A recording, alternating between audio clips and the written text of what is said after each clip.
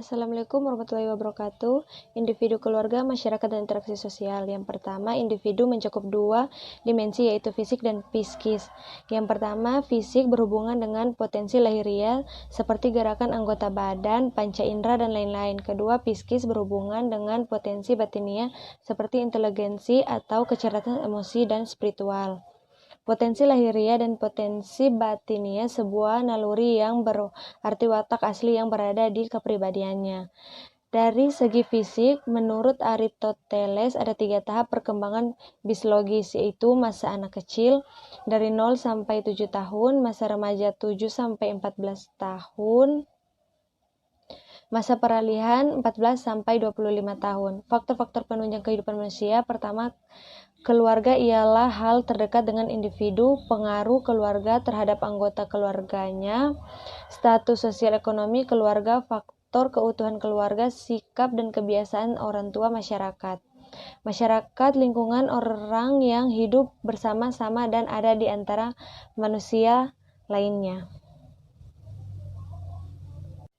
Pelapisan sosial, persamaan derajat, diskriminasi dan pemertaan. Pelapisan masyarakat adalah sejumlah individu yang mempunyai kedudukan yang sama, menurut ukuran masyarakatnya, berada dalam suatu lapisan.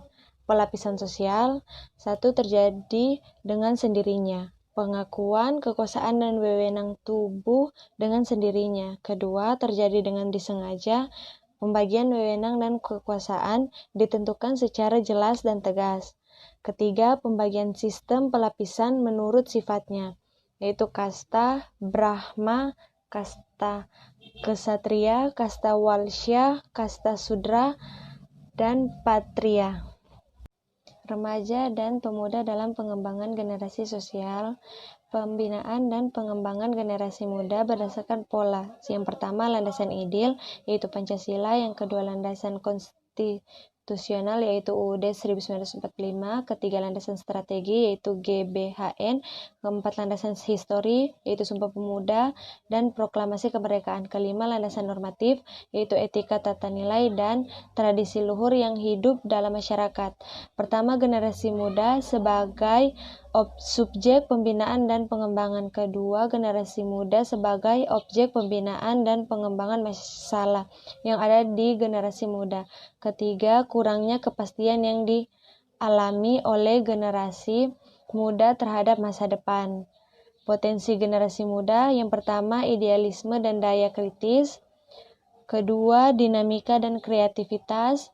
Peran pemuda dalam masyarakat ialah membawa pembaruan dalam pembangunan. Peran mahasiswa di KKN juga dapat membawa pembaruan dalam pendidikan.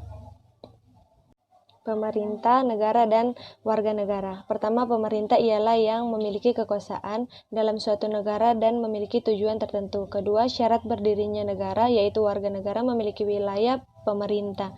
Ketiga, menurut pasal 29 ayat 2, setiap warga negara adalah penduduk.